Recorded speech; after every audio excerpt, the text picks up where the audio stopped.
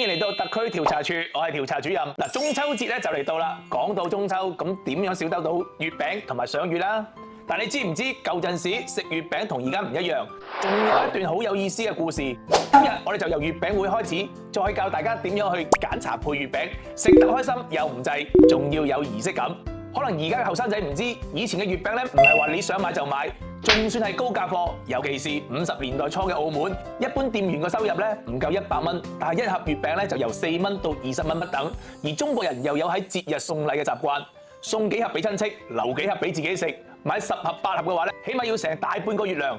對於打工仔嚟講咧，真係一筆巨額嘅開支。嗱，正因為係咁樣，當時就有餅廠推出咗月餅會，打工仔可以分期儲錢，又好似供樓咁樣。到中秋啦，就可以攞到月餅，仲有6、7折嘅優惠添。就連啲富豪同商家都怕搶唔到月餅，唔夠貨送禮，爭住入會。嗱，你睇舊陣時嘅月餅咁辛苦，大家食嘅時候自然就會諗點樣先可以食得更加有滋味啦。於是月餅配茶呢個習慣咧，慢慢就喺度講究起嚟啦。其實點解月餅一定要配茶？好簡單，除咗五仁、肉餡，大部分嘅月餅都係甜嘅，食多2件咧就好膩滯。但一杯啱嘅茶就可以中和咗油膩感，可以消埋滯。甚至乎可以將月餅嘅香味放大，食落口更加有層次。嗱，唔信啊？等我逐個同你講，每款月餅都有佢嘅專屬配茶搭檔，揀啱嘅茶先至叫做食得開心，食得精髓。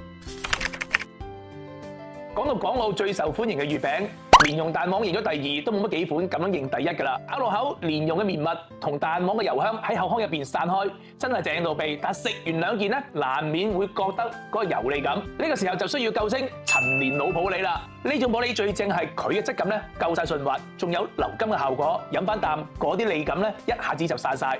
蛋黃嘅鹹香同蓮蓉嘅甘味完全冇被沖走，反而仲更加突出。食落口嘅滿足感啊，真係冇得頂。以前好多後生仔會笑5仁月餅係老餅專屬，話佢係果仁碎，味道又甜又鹹，唔夠潮。但近年大家中意懷舊，仲發現合桃、芝麻、瓜子、杏仁、欖仁呢啲果仁類夠晒健康，5仁月餅又悄悄咁樣翻紅啦。不過食5仁咧就有一個小問題，佢嘅果仁多，食完之後好容易口乾。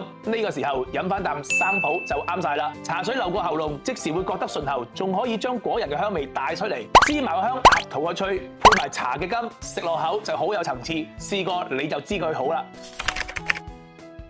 喜歡素食嘅朋友，藍棗月餅就啱晒啦！呢一款月餅係用香甜嘅紅棗嚟做餡，仲要加埋烘烤到脆卜卜嘅合桃，清雅同甘香交織，味道好有層次。但配茶咧就要揀啱，正山小種帶少少藥香，同藍棗嘅果香味咧一夾就可以帶出咗月餅本身嘅清香，唔會互相搶味。而家港澳年輕一代最中意嘅一定係奶黃流心月餅。曲奇皮烤到卜卜脆，咬一啖芝士流心湧晒出嚟，香到暈。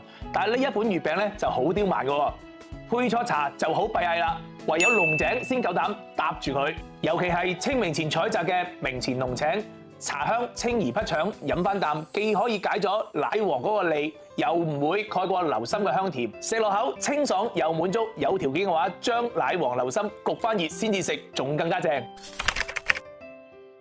潮州朋友食月餅最講究嘅係儀式感，佢哋嘅月餅外皮咧酥到掉渣，芋泥、綠豆蓉嘅餡夠晒香濃，但係因為係油炸，仲有啲嘅店鋪咧係用呢個豬油起酥，食完咧好容易會滯，所以潮州人食月餅一定會開個茶爐，邊食邊飲。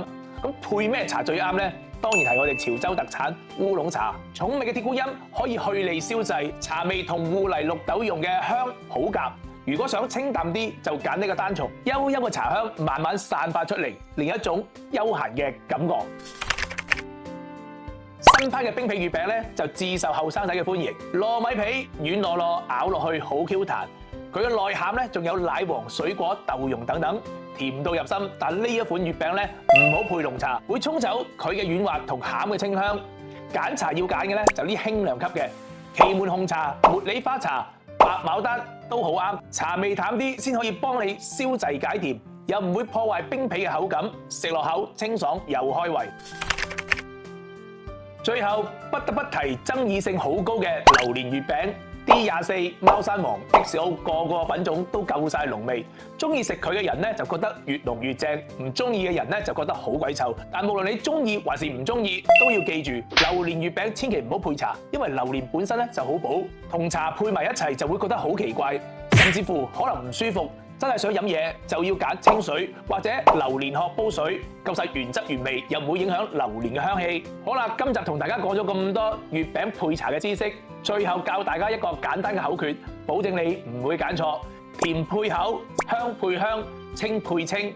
仲有夜晚食月餅咧，就要揀低刺激性嘅茶，譬如熟普、祁門紅茶，唔會頂胃。你試過邊款月餅配咩茶最正，或者有咩獨家嘅搭配，不妨留言話俾我知。今集嚟到呢度，希望大家中秋節快樂，食得開心，玩得盡興，拜拜。